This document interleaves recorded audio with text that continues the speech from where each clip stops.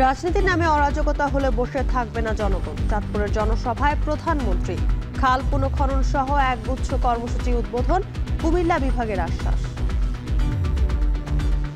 রাজনীতির নামে যদি কেউ অরাজকতা সৃষ্টি করতে চায়, প্রিয় ভাই বোনেরা, আপনারা কি বসে থাকবেন? আমরা কেউ বসে থাকবো না।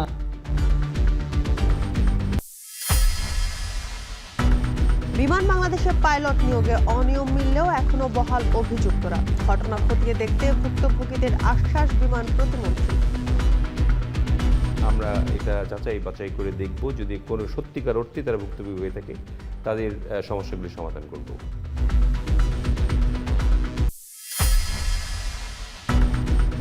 হামের মাঝে চোখ রাঙাচ্ছে ডেঙ্গু। ঢাকায় বেশি আক্রান্ত হওয়ায় মোকাবেলায় প্রস্তুতি নিচ্ছে 2 সিটি কর্পোরেশন। সমন্বিত উদ্যোগের তাগিদ।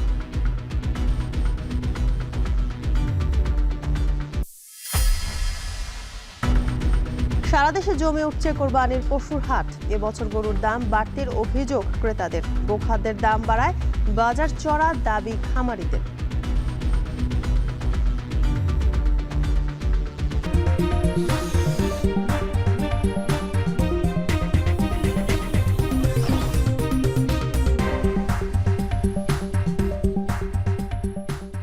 স্বাগত এখন সকালে। পুরো আয়োজনে আপনাদের সঙ্গে আছে আমি জানসিন জুথিকা। রাজনীতির নামে কেউ বিশৃঙ্খলা করতে চাইলে জনগণ বসে থাকবে না বলে হুঁশিয়ারি দিয়েছেন প্রধানমন্ত্রী তারেক রহমান। চাঁদপুরের সরকারি কলেজ মাঠে জনসভায় কথা বলেন তিনি। প্রধানমন্ত্রী বলেন, মানুষ স্থিতিশীলতা চায়, আর জনগণের রায় নিয়ে সেই লক্ষ্যে পৌঁছাতে কাজ করে যাচ্ছে বিএনপি। দেশের স্বার্থে সবাইকে ঐক্যবদ্ধভাবে কাজ করার আহ্বান জানান তারেক রহমান। এ সময় একযোগে 20টি জেলায় ফ্যামিলি কার্ডের উদ্বোধন করা হয়। সাব্বির রোজের প্রতিবেদন।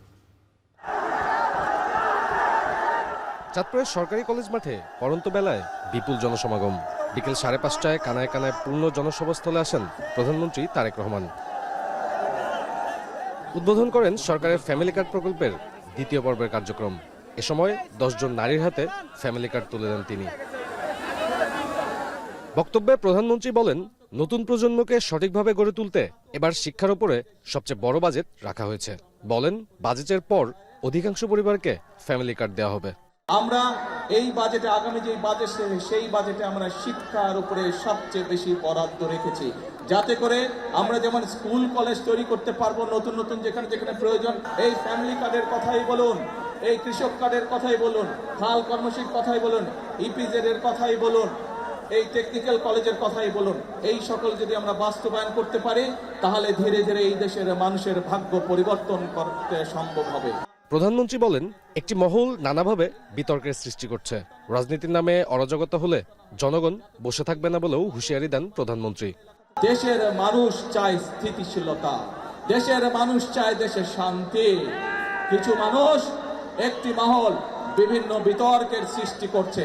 আজকে আপনাদেরকে সামনে রেখে আমি বলে দিতে চাই পরিষ্কারভাবে, 2026 সালে 12ই ফেব্রুয়ারি নির্বাচনে আমরা দেশের মানুষকে যে প্রতিশ্রুতি দিয়েছিলাম, দেশের মানুষ তার পক্ষে রায় দিয়েছে।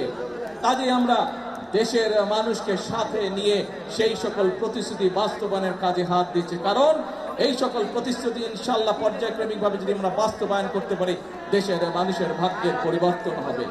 একটি মহল রাজনীতির নামে তারা বিভ্রান্তি ছড়ানোর চেষ্টা করছে। এদিন চাঁদপুর সহ দেশের আরো 20 জেলায় একযোগে ফ্যামিলি কার্ডের উদ্বোধন করেন প্রধানমন্ত্রী। দেশের 15,000 নারী নতুন করে এই সুবিধার আওতাভুক্ত হন। সাব্বির রোজ, এখন চাঁদপুর।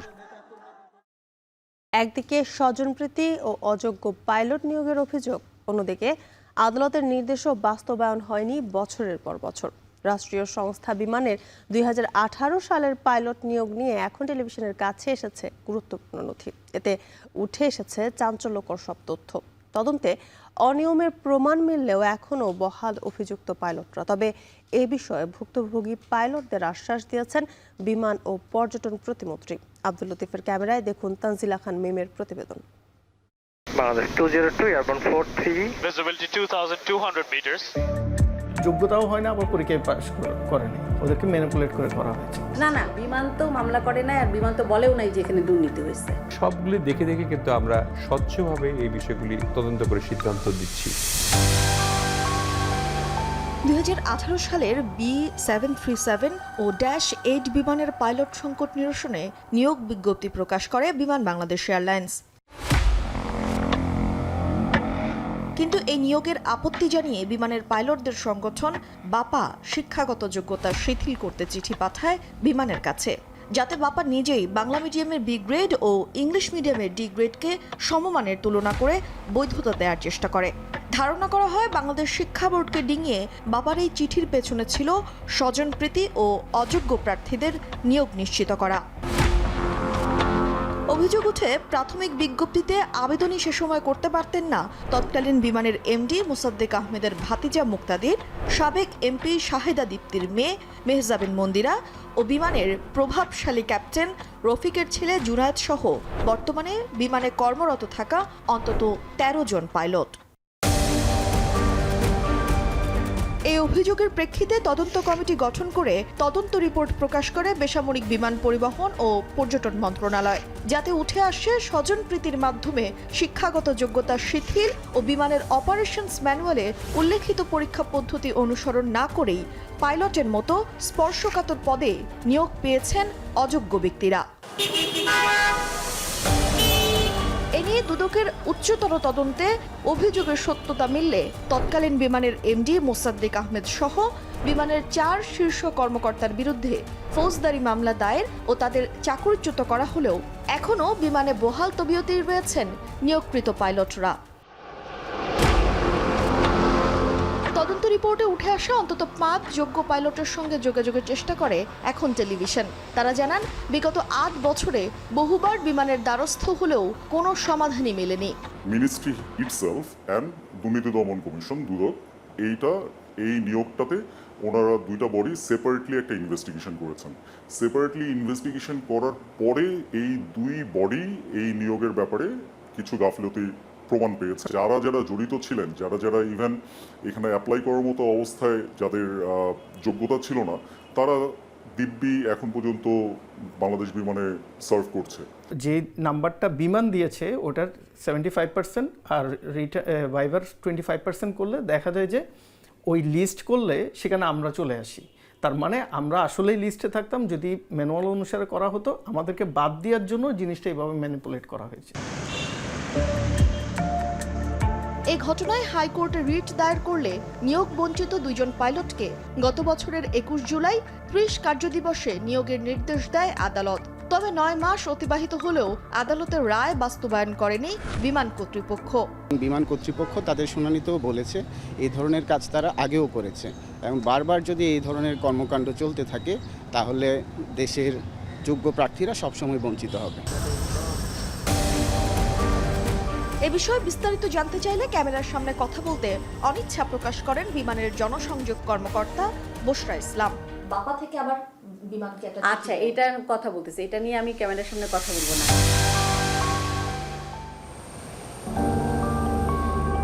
এভিয়েশন বিশেষজ্ঞরা বলেন ভুক্তভোগীদের মানসিকভাবে ভঙ্গুর করে দেওয়ার মতো এমন নেতিবাচক কর্মকাণ্ডের দায় এড়াতে পারে না বিমান। শুধু বিমানের পাইলট বা উচ্চপদস্থ কারো ছেলে মেয়েদের জন্য নির্বাচন প্রক্রিয়া ডিলে করা হয়েছে, তাদের নেওয়ার জন্য আইন বদলানো হয়েছে। তো সার্বিকভাবে এই জিনিসগুলো এই যে অস্বচ্ছ প্রক্রিয়া, তারপরে আপনার বিভিন্ন রকম অনিয়ম, সেগুলোর দায় বিমান তো এড়াতে পারে না।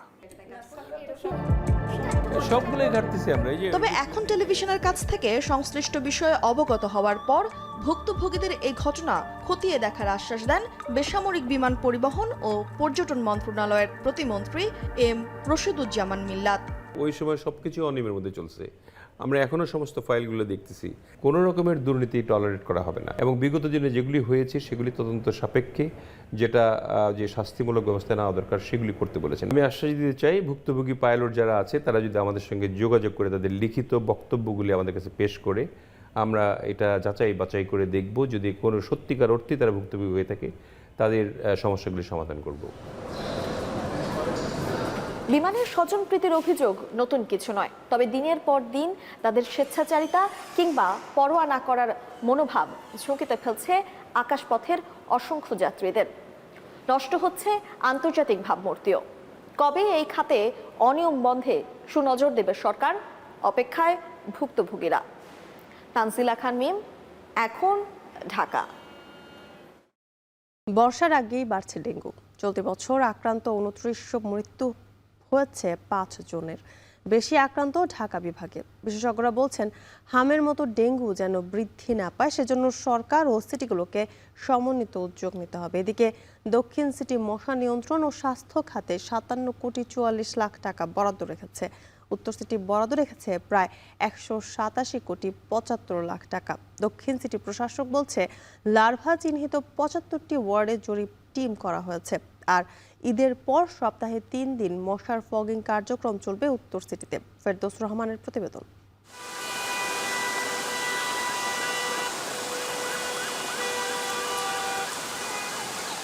বর্ষা শুরু হয়নি পুরোপুরি, এরই মধ্যে বাড়ছে ডেঙ্গুর সংখ্যা। রাজধানী সহ দেশের বিভিন্ন এলাকায় জমে থাকা পানিতে বাড়ছে এডিস মশার বিস্তার।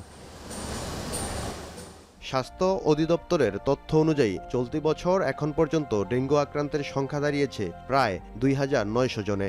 এর মধ্যে মৃত্যু হয়েছে ৫ জনের। তথ্য বলছে, আক্রান্তদের প্রায় ৬৩% পুরুষ এবং ৩৭% নারী। গত ৩ বছর ধরে দেশে ডেঙ্গু পরিস্থিতি ভয়াবহ আকার ধারণ করেছে। এর মধ্যে ২০২৩ সালে রেকর্ড ৩ লাখের বেশি মানুষ আক্রান্ত হন আর প্রাণ হারান ১,৭০৫ জন।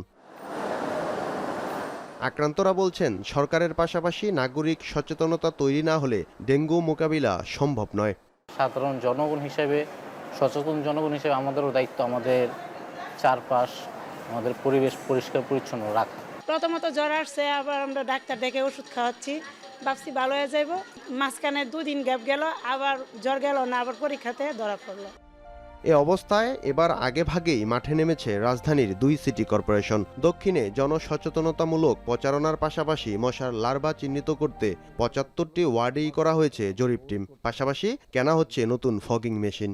লার্ভাগুলো কোথায় বেশি উৎপাদিত হয় সেগুলোকে আইডেন্টিফাইড করা, কোনটা একেবারে মানে ডেঞ্জারাস, কোনটা কম ডেঞ্জার, কোনটা ডেঞ্জার না, এইভাবে মূল্যায়ন করে তারপরে আমরা ওই সমস্ত ওয়ার্ডগুলোর উপরে আমরা বেশি জোর দেব। আমাদের যত সংস্থাগুলো আছে, সরকারি বেসরকারি প্রতিষ্ঠানগুলো আছে, তাদেরকেও আমরা উৎসাহিত করছি যে তারা যাতে যার যার বিল্ডিংগুলো পরিষ্কার রাখে, আঙিনাটা পরিষ্কার রাখে, কোথাও যাতে পানি না জমে। ঢাকা উত্তর সিটির প্রশাসক জানালেন, কুরবানি ঈদের পর সপ্তাহে 2 দিনের পরিবর্তে 3 দিন করে ফগিং কার্যক্রম চালানো হবে। তবে জনসচেতনতার বিকল্প নেই। প্রতি সপ্তাহে আমাদের প্রতিটি ওয়ার্ডে আমরা 2 দিন মশার ওষুধ দিয়ে থাকি। স্বাভাবিকভাবে সকালবেলা স্প্রে করি, বিকালে ফগার মেশিন দিয়ে ধোয়া দিয়ে যে মশাটা নিধন করা সেটা করি। আমরা আগামী কোরবানির পর থেকে সেটাকে 1 দিন বাড়িয়ে দেওয়ার এটা পরিকল্পনা করেছি। শুধু মশার ওষুধ দিয়ে এটা নিয়ন্ত্রণে রাখাটা কষ্ট। নর্দমা ড্রেনগুলো যেখানে অপরিষ্কার পরিচ্ছন্ন বর্জ্য ব্যবস্থাপনা, সেটার দিকে আমরা অনেক জোর দিয়েছি। জনস্বাস্থ্য বিশেষজ্ঞদের আশঙ্কা, এবছর হামের সাথে ডেঙ্গুর প্রাদুর্ভাব বাড়লে দুর্যোগ পরিস্থিতির সৃষ্টি হবে। তাই মৌসুম ভেদে না করে সিটি কর্পোরেশনগুলোকে বছরব্যাপী কার্যক্রম পরিচালনার আহ্বান তাদের। সারা দেশে একযোগে 2 থেকে 3 দিনের একটি কর্মসূচি নিতে হবে, যেখানে ডেঙ্গু বাহক যে এডিস মশার দুটো ধরন, দুটোর বাসস্থান এবং ডিম পাড়ার জায়গাটি পরিষ্কার পরিচ্ছন্ন করার জন্য বিশ্ব স্বাস্থ্য সংস্থা কম বয়সীদের জন্য একটি ডেঙ্গু টিকা অনুমোদন দিয়েছে। সেটি যতটা সম্ভব টার্গেট গ্রুপকে দেয়া। ডেঙ্গু এখন আর শুধু মৌসুমী রোগ নয়, বরং নগর ব্যবস্থাপনা ও জনসচেতনতার বড় একটি চ্যালেঞ্জ। গত কয়েক বছরের ভয়াবহ অভিজ্ঞতা বলছে, ডেঙ্গু ইস্যুতে অবহেলার সুযোগ নেই। বর্ষাকে সামনে রেখে এখনই সমন্বিত উদ্যোগ না নিলে আক্রান্তের সংখ্যা বাড়তে পারে এবং গত বছরের মতো পরিস্থিতি আবারও ভয়াবহ হতে পারে। তাই সরকারকে এখনই কার্যকর পদক্ষেপ নেওয়ার আহ্বান বিশেষজ্ঞদের। তাই দেখার বিষয়, সরকার ও সিটি কর্পোরেশন কতটা কার্যকর ভূমিকা রাখতে পারে। ফেরদৌস রহমান, এখন, ঢাকা। রাজধানীর মোহাম্মদপুরের চন্দ্রিমা হাউজিং এর একটি বাসা থেকে সুমাইয়া নামের এক নারীর অর্ধগলিত ঝুলন্ত মরদেহ উদ্ধার করেছে পুলিশ। শনিবার দিবাগত রাত 12টার দিকে বাড়িটির 7ম তলার একটি ফ্ল্যাট থেকে মরদেহটি উদ্ধার করা হয়। পুলিশ জানায় 21 বছর বয়সী ওই নারীর গ্রামের বাড়ি পটুয়াখালীর বাউফল উপজেলায়। প্রতিবেশীরা জানায় বাসায় একাই থাকতেন তিনি। কয়েকদিন ধরে ফ্ল্যাটটি বাইরে থেকে তালাবদ্ধ ছিল। এক পর্যায়ে শনিবার দুর্গন্ধ পেয়ে পুলিশকে খবর দেন তারা। পুলিশ জানায় মরদেহ উদ্ধার করে ময়নাতদন্তের জন্য শহীদ সোহরাওয়ার্দী মেডিকেল কলেজ হাসপাতালে পাঠানো হয়েছে। ময়নাতদন্তের পর মৃত্যুর কারণ জানা যাবে। এ ঘটনার প্রাথমিকভাবে একটি অপমৃত্যুর মামলা দায়ের করা হয়েছে। গন্ধ পাইলে বাড়িওয়ালার দ্বারে কল দিছি, বাড়িওয়ালা পরে আইসি, পুলিশের কল দিলে বাড়িওয়ালাকে পরে দেয় পুলিশেই দরজা জানাল ভাঙছে। আমি হলো ভাড়া উঠাই তো, তা আমার হলো মনে হয় 10 তারিখ তো আর ভাড়া চাওয়া যায় না, 1-2 দিন গেলে। তা 12 তারিখ থেকে আমি ফোন দিতেছি, ফোন ধরে না। প্রায় 3 দিন যাবৎ দরজা বন্ধ। দারোয়ান বাসার ভাড়া উঠানোর জন্য যায়, নক করে, ভিতর থেকে সারা শব্দ না পেয়ে আবার চলে আসে। পরবর্তীতে যখন দুর্গন্ধ বের হলো তখন পুলিশকে সংবাদ দেয়। মৃত্যুর সঠিক কারণ নির্ণয়ের জন্যই লাশটা ময়নাতদন্তের জন্য আমরা প্রেরণ করেছি। আবু সাইদ হত্যা মামলার সাজাপ্রাপ্ত আসামি বেগম রোকেয়া বিশ্ববিদ্যালয়ের সাবেক উপাচার্য অধ্যাপক হাসিবুর রশিদ বাচ্চুকে গ্রেপ্তার করেছে পুলিশ। তাকে 10 বছরের সশ্রম কারাদণ্ড দিয়েছেন আন্তর্জাতিক অপরাধ ট্রাইব্যুনাল। মোহাম্মদপুরের একটি বাসা থেকে তাকে গ্রেপ্তার করে পুলিশ। আবু সাইদ হত্যা মামলায় 30 জন আসামিকে সাজা দিয়েছেন ট্রাইব্যুনাল। এর মধ্যে পুলিশের এএসআই আমির হোসেন ও কনস্টেবল সুজন চন্দ্রকে মৃত্যুদণ্ডের আদেশ দেওয়া হয়েছে। বাকি 28 আসামিকে বিভিন্ন মেয়াদে সাজা দেওয়া হয়। মামলার শুরু থেকেই পলাতক ছিলেন হাসিবুর রশিদ। এই মামলায় 4 জন কারাগারে আছেন। 2024 সালের 16 জুলাই বেগম রোকেয়া বিশ্ববিদ্যালয়ের সামনের সড়কে পুলিশের গুলিতে আবু সাইদ নিহত হন। এই ঘটনা তখন দেশ জুড়ে তোলপাড় হয়।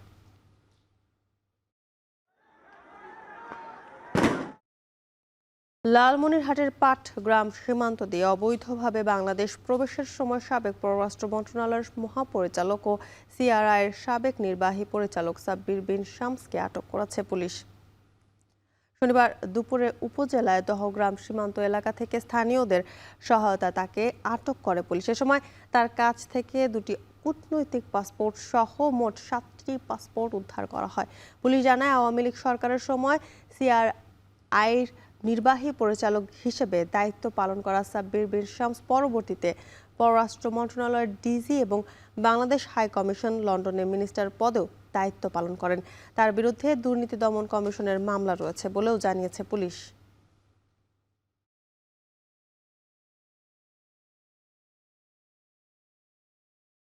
দেশের রপ্তানি বাণিজ্যকে উৎসাহিত করতে বড় সুখবর দিল বাংলাদেশ ব্যাংক। চলতি অর্থ বছরের 30 এপ্রিল পর্যন্ত জমা হওয়া নগদ সহায়তার সব আবেদন নিষ্পত্তি করা হয়েছে। এর আওতায় রপ্তানিকারকদের প্রায় 3100 কোটি টাকা পরিশোধ করেছে সরকার।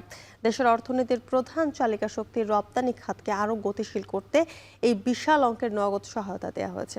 বাংলাদেশ ব্যাংক জানিয়েছে গত 30 এপ্রিল পর্যন্ত যত আবেদন জমা পড়েছিল তার সবটুকুই এখন পরিশোধিত। মোট 3100 কোটি টাকার এই বরাদ্দের মধ্যে বড় অংশই পেয়েছে তৈরি পোশাক খাত। এ খাতে পরিশোধ করা হয়েছে 2900 কোটি টাকারও বেশি। আর বাকি টাকা দেওয়া হয়েছে সোনালী আঁশ বা পাট খাতের রপ্তানিকারকদের। ব্যবসায়ী ও সংশ্লিষ্টরা মনে করছেন সরকারের এই সময়োপযোগী পদক্ষেপ রপ্তানি বাণিজ্যে প্রাণ চাঞ্চল্য ফিরবে এবং বিশ্ববাজারে বাংলাদেশের সক্ষমতা আরও বাড়বে।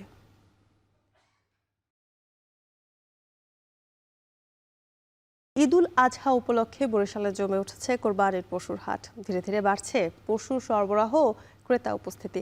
পাশাপাশি খামারগুলোতেও প্রস্তুত দেশি বিদেশি পশু। তবে এবছর দাম বাড়তি বলে অভিযোগ ক্রেতাদের। বিক্রেতাদের দাবি গোখাদ্যের দাম বাড়ায় বেড়েছে পশুর দাম। আমিনুল ইসলামের ক্যামেরায় অমিত হাসানের প্রতিবেদন। ধীরে ধীরে জমতে শুরু করেছে কোরবানির পশুর হাট। ছোট বড় মাঝারি আকারের পশু নিয়ে হাটে হাজির বিক্রেতারা। পছন্দ হলেই চলছে দরদাম। প্রাকৃতিক পদ্ধতিতে লালন পালন করা হয় বলে অন্যান্য বিভাগ থেকেও ব্যাপারীরা আসছেন বরিশালে পশু কিনতে। ক্রেতাদের উপস্থিতি কিছুটা কম হলেও যারা আসছেন তারা যাচাই বাছাই করছেন। তবে দাম বেশি হওয়ায় সাধ্যের মধ্যে কিনতে পারছেন না পছন্দের পশু। বলছেন সরবরাহ ভালো থাকলেও গত বছরের তুলনায় 10 থেকে 15,000 টাকা বাড়তি পশুর দাম। বাজার ভাই অনেক দাম বেশি, 15-20 হাজার টাকা বেশি। গত বছরের তুলনায় 10-15 হাজার টাকা পার পিস বেশি।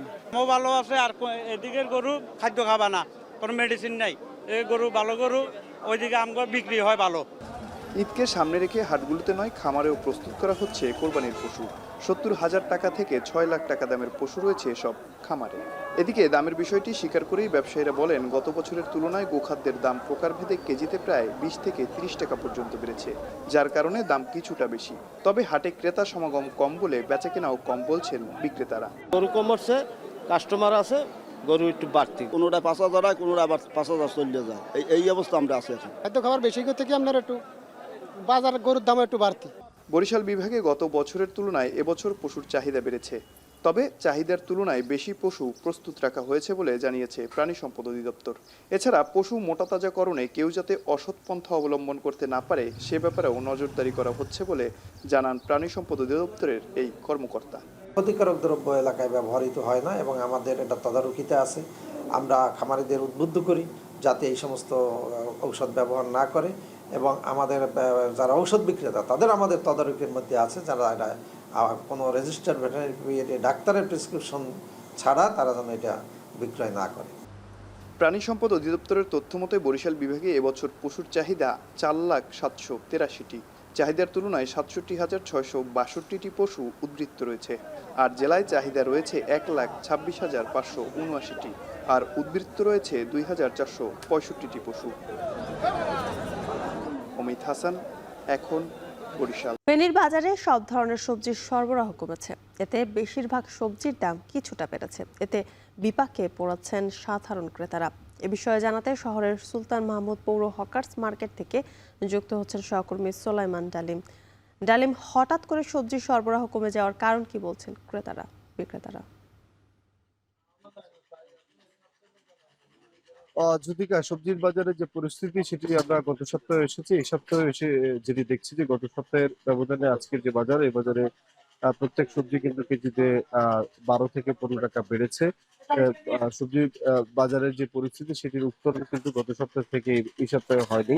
আমরা কথা বলেছি খুচরো এবং পাইকারি যেসব বিক্রেতা রয়েছে তাদের সাথে। তারা আমাদেরকে যেমনটি জানিয়েছেন যে সবজির সরবরাহ অন্যান্য সময় চাইতে কিছুটা কম রয়েছে, যার কারণে দাম কিছুটা বৃদ্ধি রয়েছে। সবজি সরবরাহ কম থাকার যে কারণটি তারা বলছেন সেটি হচ্ছে দেশের বিশেষ করে ফেনীর যে সবজি বাজার এটি কিন্তু একদমই উত্তরবঙ্গ নির্ভর, এছাড়াও চট্টগ্রামের সীতাকুণ্ড নির্ভর। সেখান থেকেই সবজি এলেই মূলত ফেনীর সবজির বাজারগুলোতে ক্রেতারা সবজি কিনতে পারেন। আজকের যে বাজার, এই বাজারে আমরা যেটি দেখেছি যে আজকের বাজারে কাঁকরোল বিক্রি হচ্ছে 100 টাকা কেজিতে, গাজর বিক্রি হচ্ছে 150 টাকা, কচুর ছড়া বিক্রি হচ্ছে 100 টাকা, কাঁচামরিচ বিক্রি হচ্ছে 100 টাকা, তিত করলা আজকের বাজারে 100 টাকা বিক্রি হচ্ছে, যেটি গত সপ্তাহে আমরা 100 টাকা বিক্রি হতে দেখেছি। এছাড়াও লাউ প্রতি পিস 110 থেকে 120 টাকার মধ্যে বিক্রি হচ্ছে, বেগুন বিক্রি হচ্ছে 70 টাকা, বরবটি বিক্রি হচ্ছে 70 টাকায়, টমেটো বিক্রি হচ্ছে 80 টাকা, যেটি আমরা গত সপ্তাহে 70 টাকা বিক্রি হতে দেখেছি। এছাড়া শসা বিক্রি হচ্ছে 70 থেকে 80 টাকায়, জালি কুমড়ো প্রতি কেজি বিক্রি হচ্ছে 60 টাকা, পেঁপে বিক্রি হচ্ছে 80 টাকা, কলা প্রতি হালি বিক্রি হচ্ছে 50 থেকে 60 টাকা, চিচিঙ্গা বিক্রি হচ্ছে 80 থেকে 90 টাকা কেজিতে, পটল বিক্রি হচ্ছে 60 টাকা, লেবু হালি বিক্রি হচ্ছে 20 টাকায়। বাজারে কিছুটা কম রয়েছে গোলালু, যেটি গত কয়েক মাস যাবতীয় আমরা 20 টাকায় বিক্রি হতে দেখেছি। বিক্রেতাদের সাথে আমরা কথা বলছি, বিক্রেতারা বলছেন সবজির যে দাম এটা খুব সহসা কমারও কিন্তু কোনো বার্তা তারা দিতে পারেননি। তারা বলছেন যে তেলের যে দাম সেটি বৃদ্ধি হওয়ার কারণে পরিবহন খরচ বেড়েছে। এছাড়াও সবজির যে উৎপাদন স্থানগুলো রয়েছে দেশের উত্তরাঞ্চল এবং দক্ষিণাঞ্চল সহ অনেক জায়গা থেকে ফেনীতে সবজি আসে, সেখানে অনেক জায়গায় বৃষ্টির কারণে সবজির যে ক্ষেত সেটি ক্ষতিগ্রস্ত হয়েছে, যার ফলশ্রুতিতে উৎপাদনে ব্যাঘাত ঘটেছে, উৎপাদন ব্যাহত হয়েছে, উৎপাদন কমেছে, যার কারণে বাজারে সবজি কম আসছে, এই কারণে দাম কিছুটা বৃদ্ধি রয়েছে। তবে তারা যেমনি বলছেন যে এই যে বৃষ্টি যদি কম হয় এবং উৎপাদন যদি বাড়ে তাহলে সপ্তাহ 2 পরে সবজির দাম কিছুটা কমতে পারে বলে তারা আমাদেরকে জানিয়েছেন। অপরদিকে আমরা সকালেই এসে কয়েকজন ক্রেতার সাথে কথা বলেছি, ক্রেতারা আমাদেরকে যেমনটি বলেছেন বছরের এই সময়টায় সবজির যে দাম থাকার কথা ফেনীর বাজারে কিন্তু সবজির সেই দাম এখন নেই। সবজির দাম নিয়ে কিছুটা অস্বস্তি সাধারণ যারা ক্রেতা রয়েছেন তাদের মধ্যে রয়েছে। এই ছিল ফেনীর সুলতান মাহমুদপুর হকার্স মার্কেট থেকে আমাদের কাছে ফেনীর সবজি বাজারের খবরের সর্বশেষ। ফেনী থেকে সবজি বাজারের খবর জানাতে যুক্ত ছিলেন সোলাইমান ডালিম। দিনাজপুরে অসময়ের বৃষ্টিতে বোরো ধান নিয়ে দুশ্চিন্তায় পড়েছেন কৃষকরা। পাকা ধান কাটার আগেই কোথাও জমি তলিয়ে যাচ্ছে, কোথাও ঝড়ে লুটিয়ে পড়ছে ধান গাছ। বিস্তারিত জানাচ্ছেন কঙ্কন কর্মকার। বৃষ্টি অনেক সময় আশীর্বাদ হলেও দিনাজপুরে সেই বৃষ্টি এখন হয়ে উঠেছে দুশ্চিন্তার কারণ। মাঠে পাকা বোরো ধান কাটার অপেক্ষায়। ঠিক এমন সময় টানা বৃষ্টিতে তলিয়ে গেছে অনেক জমির ধান। কোথাও আবার ঝড়ে মাটিতে লুটিয়ে পড়েছে পাকা ধান, যা কাটতে গিয়ে বাড়ছে শ্রম ও খরচ। কৃষি বিভাগের তথ্য অনুযায়ী এবছর জেলার ১৩ উপজেলায় প্রায় ১,৭৬,৩০০ হেক্টর জমিতে বোরো ধানের আবাদ করা হয়েছে। ইতোমধ্যে ধান কাটা ও মাড়াই শুরু হলেও এখন পর্যন্ত মাত্র ১০ থেকে ১২% ধান কাটা সম্ভব হয়েছে। ঝড় হওয়ার কারণে আমাদের জমি ধান সব পড়ে পানিতে ডুবে গেছে। ৩-৪ বিঘা জমি প্রায় ডুবে গেছে, আর শুকাইতে পারিনি, রোদ উঠেনি, এইভাবে কাটতে পারিনি আমি। গত ১০ থেকে ১৫ দিন ধরে মাঝারি থেকে ভারী বৃষ্টিতে অনেক জমিতে ধান গাছ পানির নিচে তলিয়ে গেছে। এতে ফলন নিয়ে শঙ্কার পাশাপাশি আর্থিক ক্ষতির আশঙ্কায় দিন কাটছে কৃষকদের। কি করবেন, লোক নিয়ে আসতে হচ্ছে খুব কষ্ট করে, তাদের বেতন বেশি দিয়ে। ধান তো ডুবে যাচ্ছে, এগুলো তো কাটতে হবে, উঠাইতে হবে, এগুলো তো নষ্ট করা যাবে। ৮,০০০, ৭,০০০, ৯,০০০ টাকা করে বিঘা কাটতেছি খালি পানির জন্য। তবে কৃষি বিভাগ বলছে এখন পর্যন্ত জেলায় ধানের বড় ধরনের ক্ষয়ক্ষতির কোনো নির্দিষ্ট পরিসংখ্যান তাদের কাছে নেই। ধানের জমিতে হয়তো পানি জমে আছে, কিন্তু ধানের শীষ বা তার উপরের অংশটুকু কিন্তু আছে। আর ধান যেহেতু পেকে গেছে, কাজে এটা ক্ষতি হবে না। আর ক্ষতি হতো তখনই যদি ধানের শীষ যদি পানির নিচে থাকতো, তাহলে কিন্তু ক্ষতিটা হতো। অসময়ের বৃষ্টি আর শ্রমিক সংকট দুইয়ের চাপে দিনাজপুরের কৃষকদের চলছে এক কঠিন হিসেব। তবে দ্রুত ধান কাটার উদ্যোগ ও আবহাওয়া অনুকূলে থাকলে পরিস্থিতি সামাল দেওয়া সম্ভব বলে মনে করছেন সংশ্লিষ্টরা। এখন দিনাজপুর। ভোলার দৌলত খান উপজেলা স্বাস্থ্য কমপ্লেক্সে চিকিৎসক ও নার্স সংকটে ব্যাহত হচ্ছে স্বাস্থ্যসেবা। 50 শয্যার হাসপাতালটি নির্ভরতা প্রায় 2.5 লাখ মানুষের, অথচ সেখানে চিকিৎসক আছেন 2 জন। বন্ধ অধিকাংশ পরীক্ষা নিরীক্ষাও, ফলে চরম ভোগান্তিতে পড়েছেন চিকিৎসা সেবা নিতে আসা রোগী ও স্বজনরা। অঙ্কুর রায়ের ক্যামেরায় ইমতাজুর রহমানের প্রতিবেদন। 1968 সালে প্রতিষ্ঠিত দৌলত খান উপজেলা স্বাস্থ্য কমপ্লেক্স একসময় এই অঞ্চলের মানুষের প্রধান চিকিৎসা কেন্দ্র। বর্তমানে 50 শয্যার এই হাসপাতালটি প্রায় 2.5 লাখ মানুষের একমাত্র ভরসা। কিন্তু প্রয়োজনীয় জনবল ও অবকাঠামোর অভাবে সেই সেবা এখন প্রশ্নের মুখে। সরকারি কাঠামোতে স্বাস্থ্য কমপ্লেক্সে 19 জন চিকিৎসকের পদ থাকলেও কর্মরত আছেন উপজেলার স্বাস্থ্য পরিবার পরিকল্পনা কর্মকর্তা এবং 1 জন মেডিকেল অফিসার মিলিয়ে মোট 3 জন চিকিৎসক। অন্যদিকে 34 জন নার্সের বিপরীতে আছে মাত্র 13 জন। নেই কোনো শিশু, গাইনি, মেডিসিন বা ইএনটি চিকিৎসক। বিশেষজ্ঞ চিকিৎসক না থাকায় অনেক রোগীকেই প্রাথমিক চিকিৎসা নিয়ে ফিরতে হচ্ছে। অবস্থার অবনতি হলে যেতে হচ্ছে ভোলা সদর হাসপাতাল কিংবা বেসরকারি ক্লিনিকে। শুধু চিকিৎসক সংকট নয়, হাসপাতালে নেই প্রয়োজনীয় পরীক্ষা নিরীক্ষার ব্যবস্থাও।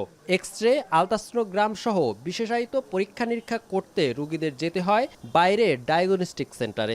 ডাক্তারের চেয়ে বেশি রোগী, এই হাসপাতালে ডাক্তারের দরকার, নার্সের দরকার। একজন নার্স, একজন ডাক্তার দিয়ে এত স্বাস্থ্য কমপ্লেক্স চলে। না ছাড়াও কেউ আসে না, ডাক্তারও আসে না, আর নার্স আসলেও জিজ্ঞাসা করে না, ওদেরকে ডাকিয়ে আনতে হয়। 6 জন আমাদের 3 শিফটে আপনার ডিউটি করে রোগীদের সেবা দেওয়া আসলে আমাদের পক্ষে সম্ভব হয়ে উঠতেছে না। রোগীর তুলনায় চিকিৎসক সংকটের কারণে কাঙ্ক্ষিত সেবা দেওয়া সম্ভব হয় না বলে জানান আবাসিক মেডিকেল অফিসার। চিকিৎসক ও জনবল সংকট এবং প্রয়োজনীয় জনবল চেয়ে চাহিদাপত্র পাঠানোর কথা বলছেন উপজেলার স্বাস্থ্য ও পরিবার পরিকল্পনা কর্মকর্তা। ঊর্ধ্বতন কর্তৃপক্ষকে জানিয়েছি আমাদের নার্সেরও এখানে জনবল সংকট আছে। তো আপনাদের মাধ্যমে আমাদের আবেদন যে খুব শীঘ্রই যেন এখানে ডাক্তার সংখ্যা এবং নার্সের সংখ্যা যেটা প্রয়োজন সেটা যেন খুব শীঘ্রই সরকারের ঊর্ধ্বতন কর্তৃপক্ষ থেকে এখানে প্রদান করা হয়। ঊর্ধ্বতন কর্তৃপক্ষকে এই ব্যাপারে চিঠিও প্রদান করা আছে যে এই হাসপাতালে এখন জনবল সংকট আছে। এটা আসলে শুধু আমার একার না, ভোলা জেলার বিভিন্ন হাসপাতালের চিত্র প্রায় একই। তো সবাই আমরা চাচ্ছি এই সংকটের উত্তরণ হোক। দৌলত খান উপজেলার স্বাস্থ্য কমপ্লেক্সের চিকিৎসক, নার্স এবং প্রয়োজনীয় যন্ত্রপাতির সংকট দীর্ঘদিনের। দ্রুত এই সংকট সমাধান না হলে স্বাস্থ্যসেবা আরও ভেঙে পড়ার আশঙ্কা স্থানীয়দের। ইমতিয়াজুর রহমান, এখন, ভোলা। দলীয়করণের অভিযোগে তৃণমূল সরকারের সময়ে গঠিত পুলিশ ওয়েলফেয়ার বোর্ড ভেঙে দিলেন পশ্চিমবঙ্গের নতুন মুখ্যমন্ত্রী শুভেন্দু অধিকারী। এছাড়াও স্থগিত হওয়া ফলতা বিধানসভায় একটি নির্বাচনী জনসভায় যোগ দিয়ে মমতার শাসনামলে অপকর্মের সঙ্গে জড়িত পুলিশ কর্মকর্তা ও দুর্নীতিবাজদের বিরুদ্ধে ব্যবস্থা নিতে প্রশাসনকে নির্দেশও দেন মুখ্যমন্ত্রী। আশ্বাস দেন ইশতেহারে দেয়া সব প্রতিশ্রুতি পূরণ করবে রাজ্য সরকার। কলকাতা থেকে দীপক দেবনাথের পাঠানো প্রতিবেদন। মুখ্যমন্ত্রী হওয়ার পর প্রথমবার জেলা সফর শুরু করলেন শুভেন্দু অধিকারী। শুরুতে অভিষেক বন্দ্যোপাধ্যায়ের সংসদীয় আসন ডায়মন্ড হারবারে প্রশাসনিক বৈঠকে যোগ দেন নতুন মুখ্যমন্ত্রী। বৈঠকে পুলিশ সদস্যদের কল্যাণে তৃণমূল সরকারের আমলে গঠিত পুলিশ ওয়েলফেয়ার বোর্ড ভেঙে দেন শুভেন্দু অধিকারী। তার অভিযোগ, বোর্ডটি একটি নির্দিষ্ট দলের শাখা সংগঠনে পরিণত হয়েছে। পুলিশ ওয়েলফেয়ার বোর্ড তার যে স্বরূপ এবং চিন্তা ভাবনাকে আমরা প্রথমত আগে ভালো উদ্দেশ্য নিয়ে হয়েছিল, কিন্তু পরে পরে এটা একটা পার্টির ফ্রন্টাল অর্গানাইজেশনে পরিণত হয়ে যায় বা করা হয়। এরপর স্থগিত হওয়া ফলতা বিধানসভা নির্বাচনী জনসভায় যোগ দেন শুভেন্দু। সেখানে বিজেপি প্রার্থী দেবাংশু পান্ডাকে 1 লাখেরও বেশি ভোটে জেতার আহ্বান জানান শুভেন্দু। এছাড়াও ভোটারদের আশ্বস্ত করেন নির্বাচনী ইশতেহার অনুযায়ী সব প্রতিশ্রুতি পূরণ করবে বিজেপি সরকার। গোটা রাজ্যে নরেন্দ্র মোদীজির নেতৃত্বে ভারতীয় জনতা পার্টি নির্বাচনে তার সংকল্পপত্রে যা যা বলেছে সেগুলো তো কার্যকর করব, সাথে ফলতার জন্য স্পেশাল ডেভেলপমেন্ট প্যাকেজ হবে। এ সময় ফৌজদারি অপরাধে জড়িত নয় এমন তৃণমূল কর্মীরা ঘর ছাড়া থাকলে তাদেরকে বাড়িতে ফেরাতে আইন শৃঙ্খলা বাহিনীকে নির্দেশ দেন শুভেন্দু। আরজিকর কাণ্ডে বহিষ্কৃত 3 পুলিশ কর্মকর্তার প্রসঙ্গ তুলে মুখ্যমন্ত্রী বলেন, তৃণমূলের শাসনামলে যেসব পুলিশ কর্মকর্তারা অপকর্মের সঙ্গে যুক্ত ছিল তাদের বিরুদ্ধে ব্যবস্থা নেবে রাজ্য সরকার। ভাইপোর পিএর ডাইরেকশনে কারা কারা ফলতা ডায়মন্ড দক্ষিণ 24 পরগনায় অত্যাচার করেছেন, কার নির্দেশে করেছেন, আমি শুভেন্দু অধিকারী সব বের করব। এছাড়াও তৃণমূল সরকারের সময় বিভিন্ন সরকারি প্রকল্পের অর্থে যারা কারসাজি করেছেন তাদের বিরুদ্ধেও ব্যবস্থা নেয়ার হুঁশিয়ারি দেন শুভেন্দু।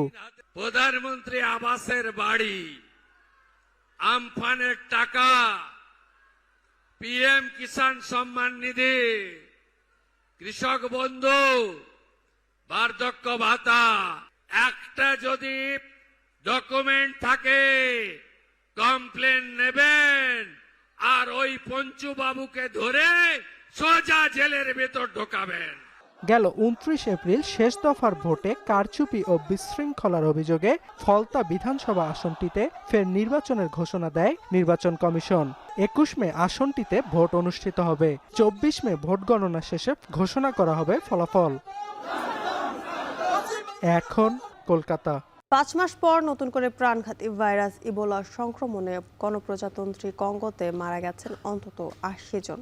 আফ্রিকার রোগ নিয়ন্ত্রণ ও প্রতিরোধ কেন্দ্র সিডিসির আশঙ্কা, আক্রান্তদের শরীরে ইবোলার নতুন স্ট্রেইন বুন্দিবুগিও সংক্রমণের আলামত পাওয়া যাচ্ছে, যা অত্যন্ত দ্রুত ছড়িয়ে পড়তে পারে। ইবোলার বিস্তার ঠেকাতে আক্রান্তদের সংস্পর্শে আসা ব্যক্তিদের খুঁজে বের করার আপ্রাণ চেষ্টা চালাচ্ছেন স্বাস্থ্যকর্মীরা। কঙ্গোর স্বাস্থ্য মন্ত্রণালয়ের তথ্য অনুযায়ী দেশটির পূর্বাঞ্চলে অত্যন্ত ছোঁয়াচে ও রক্তক্ষরণকারী জ্বরে আক্রান্ত প্রায় 250 জন রোগীর শরীরে ইবোলা ভাইরাস শনাক্ত হয়েছে।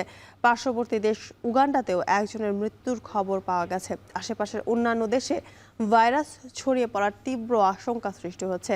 কঙ্গোর স্বাস্থ্যমন্ত্রী স্যামুয়েল রজার কাম্বা আরও জানিয়েছেন, ইবোলার নতুন স্ট্রেন বুন্দিবুগিও প্রতিরোধে কোনো ভ্যাকসিন বা নির্দিষ্ট চিকিৎসা নেই, তাই পরিস্থিতি আরও ভয়াবহ হতে পারে। যুক্তরাষ্ট্রের সেন্ট্রাল লন্ডনে পৃথক 2টি প্রতিবাদ সমাবেশে লাখো মানুষের ঢল। নিয়ম ভঙ্গের অভিযোগে 2 বিক্ষোভ থেকে অন্তত 43 বিক্ষোভকারীকে আটক করেছে পুলিশ। শনিবার একই দিনে লন্ডনের রাস্তায় নাকবা দিবস উপলক্ষে ফিলিস্তিনপন্থী সমর্থকদের র্যালি এবং উগ্র ডানপন্থীদের ইউনাইটেড দ্য কিংডম শীর্ষক প্রতিবাদ সমাবেশ অনুষ্ঠিত হয়। গাজায় ইসরায়েলি আগ্রাসন ও গণহত্যার প্রতিবাদে আর নাকবা দিবস উপলক্ষে রাজপথে নামেন ফিলিস্তিনপন্থীরা। আর টমি রবিনসনের অনুসারী ডানপন্থীদের দাবি, European convention on human right চুক্তি থেকে বের হয়ে থেকে ব্রিটেনের মানুষকে অগ্রাধিকার দেয়া হোক। সাম্প্রতিক সময়ের অন্যতম বৃহৎ এই গণজামায়াতের আইন শৃঙ্খলা রক্ষায় ব্রিটেনের রাজধানীতে নামানো হয় 4000-এরও বেশি পুলিশ। প্রস্তুত ছিল সাজোয়া যান, ডগ স্কোয়াড, ড্রোন এবং হেলিকপ্টার। এ সময় বিক্ষোভকারীদের সঙ্গে ধস্তাধস্তিতে 4 পুলিশ কর্মকর্তা আহত হন। বর্ণবাদী কটূক্তি করা হয় কয়েকজনকে। বিশৃঙ্খলা এড়াতে 2টি সমাবেশের রুট এবং সময়ের উপর বিভিন্ন শর্ত আরোপ করেছিল লন্ডন পুলিশ।